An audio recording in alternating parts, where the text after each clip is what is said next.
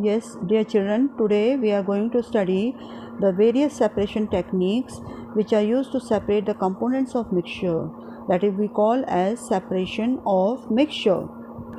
Now coming to purity of substance, elements and compounds, they are pure substance. A pure substance is one that contains only one kind of particles, whether it is atoms or molecules. It has a definite set of properties, that is physical and chemical properties. And mixtures, they are the substances that contain two or more substances that cannot be combined chemically.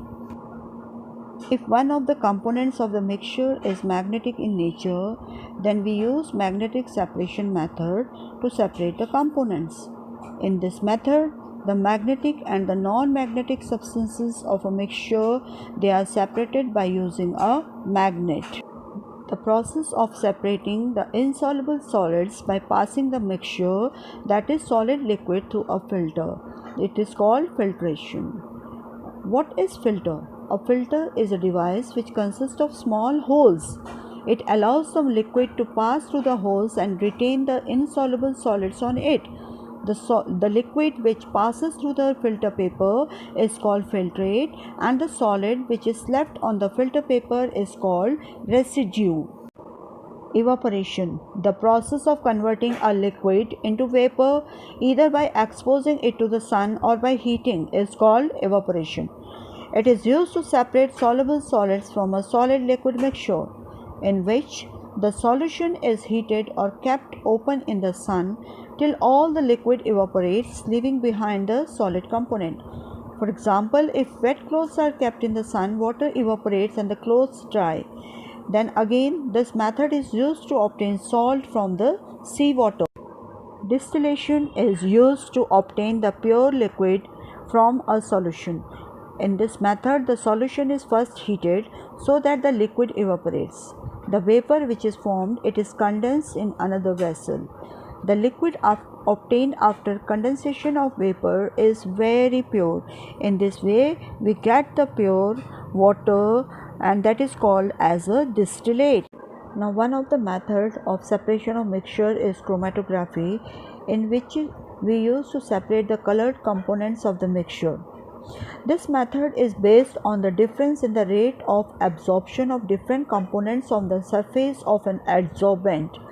In this method, there is a stationary phase and a mobile phase. The mixture is dissolved in a fluid or solvent called the mobile phase, which carries the components of mixture with it through the stationary phase. It is used to separate dyes in ink, pigments in plants, amino acids from the proteins, identify poisons or drugs, and to detect traces of banned substances in food. Now, this is fractional distillation, which is used to separate two miscible liquids. Miscible means the liquids that can dissolve completely in each other, having different boiling points. For example, water and ethanol, they can be separated by using fractional distillation. The principle of fractional distillation is that different liquids, they boil at different temperature. The component with lower boiling point, it vaporizes first. Then the vapors are collected and allowed to pass through a condenser to liquefy. The component with higher boiling point is left behind. Now coming to the next separation technique, that is sublimation. Sublimation is used to separate a mixture of solids where one solid sublimes and the other does not. The process in which a solid directly changes to vapor, that is gaseous state, on heating without changing to liquid state, is called sublimation. So on cooling, the vapors, they change back into the solid. This solid is called sublimate. Some of the solids which sublime on heating are ammonium chloride, iodine, naphthalene, and camphor.